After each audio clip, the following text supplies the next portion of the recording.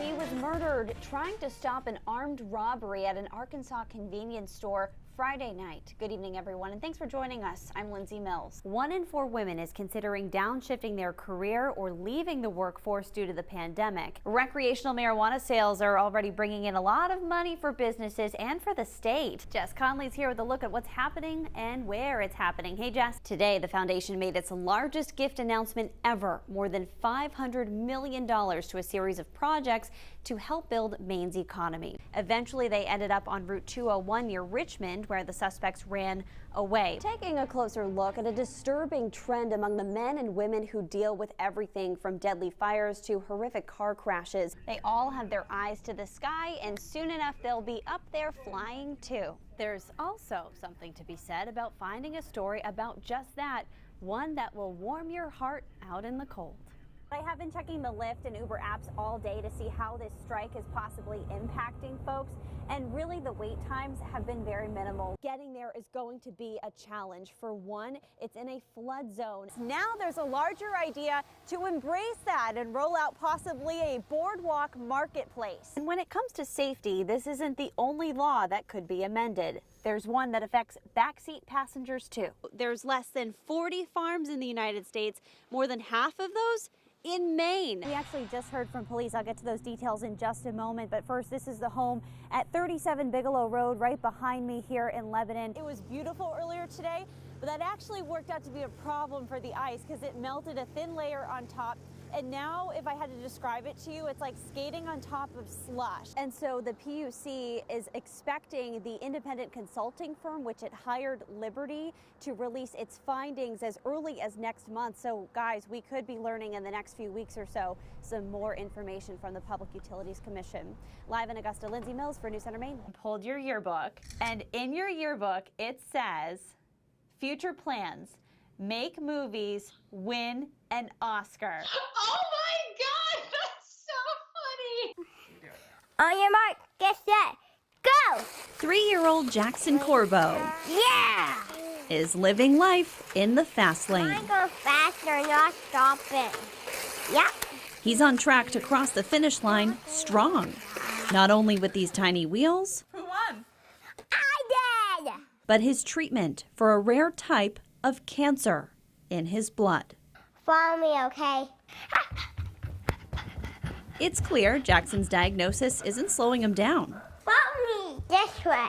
Jackson says getting treatment can be scary. Turn this corner. However, Ta-da! he finds comfort from this fuzzy pack of pals. Peggy! Jackson loves his penguins, Ha ha ha! especially the one in pink, the original Pengy, Where does he go with you? Everywhere.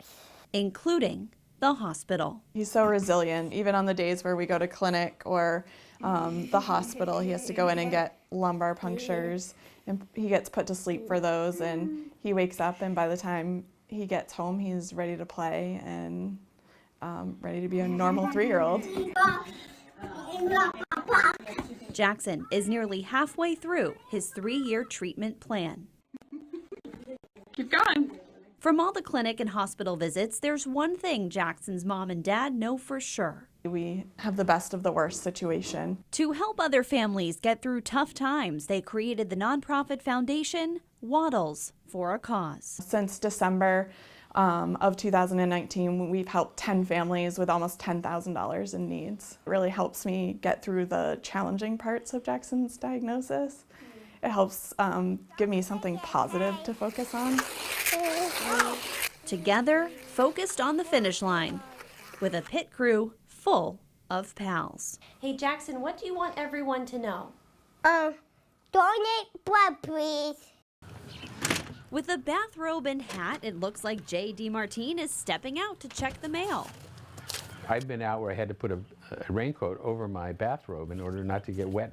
I'll soak you wet before I get there. But where he's going, there are no mailboxes. At first, I definitely had that squeamishness of getting into the cold. He walks about 100 yards to Willard Beach, where he sheds his robe It's like, how do you do that? and dives right in. He goes 50 strokes out and 50 strokes back And I keep telling people it's not hard. every day. no matter the weather. How was it? I did it one day, and I decided to do it the next day, and Wednesday marked swim number 207. I distinctly remember what it felt like when you know, having to count to 10 and go in. I had exactly that everybody has. And within a few days, I think, it wasn't long before that disappeared, and I really noticed it when it got colder. And I wasn't having the response everyone thought I should be having. This is certainly a commitment like no other. I think he's crazy. Which started from a craving to connect with people and a community. I suffered from being isolated. I know what that's like now. My world just narrowed right down to very little. Jay cared for his mother, who suffered from dementia the last 10 years of her life. She would always get a room full of people laughing. And she had a Maine accent thicker than any accent you hear nowadays. It doesn't sound right to say it takes a toll, but you change. It was challenging.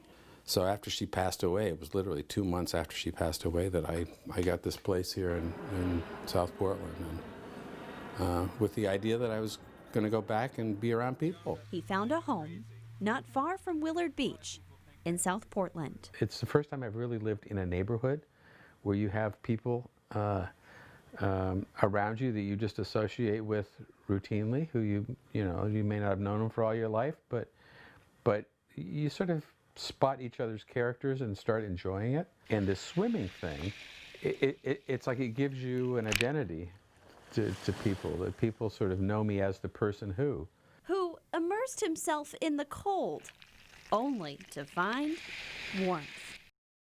We never knew that my mother had given up a baby for adoption. This story begins in Bangor. I always thought I was the oldest, then Eddie, and then Lila, and the three of us kind of grew up together. Their mother, Pauline Schaub, kept a secret her entire life. But after my mom passed away, we found her prayer book, and inside the prayer book was a date, May 14th, 1946. Oh, and it said 7 pounds, 14 ounces. On top of that entry, a tiny baby bracelet. What is this inside this prayer book? And I showed it to Eddie and Lila, and we had no clue, but my mom still had a brother that was alive. And we asked, did Mom have a baby before us? And we found out that she had. Since then, Sylvia and her siblings have been searching for their oldest brother, born out of wedlock. So in those days, if you're not married, she did marry my father a year later after he got out of the war, but it's not the same father. Rich Lemieux was born in Bangor and adopted by a family from Connecticut, where he was raised from a Biddeford agency in 1946. I knew I was adopted from the beginning. It was no secret or anything. Rich never knew his biological parents and didn't have much information. Back then, the adoptions were pretty quiet kinds of things. He eventually got married, had 2 children of his own, Eric and Amy. It's actually been pretty wild. And when Amy turned 30 in 2018, she wanted to celebrate in a unique way. The one thing that I did was do an ancestry DNA test. A little more than a year after that, she got the results, which included a name she did not recognize. Sylvia Forster. So I reached out to her on Facebook. That message, the final piece of the puzzle Sylvia had been working on for nearly 20 years. Rich, I used to be the oldest, and now I'm not anymore. Yeah, that's true. And over the weekend on Zoom, Sylvia, Eddie, and Lila saw their half-brother Rich for the first time. Amy also scoring 3 new aunts and uncles. But it gets crazier. To me, it was destined that we should have run into each other before now. They all ended up living in Connecticut without knowing. Rich's wife, Paula, went to high school with Sylvia, and they even crossed paths in their careers. What gets me is that we worked for the same company, in the same building, at the same time. What would your mom think today if she knew that you found each other? That we all found each other. I think she would think that's pretty cool. It's wonderful to have more family. Lindsey Mills. I bet you she really wanted to find him. News Center, Maine.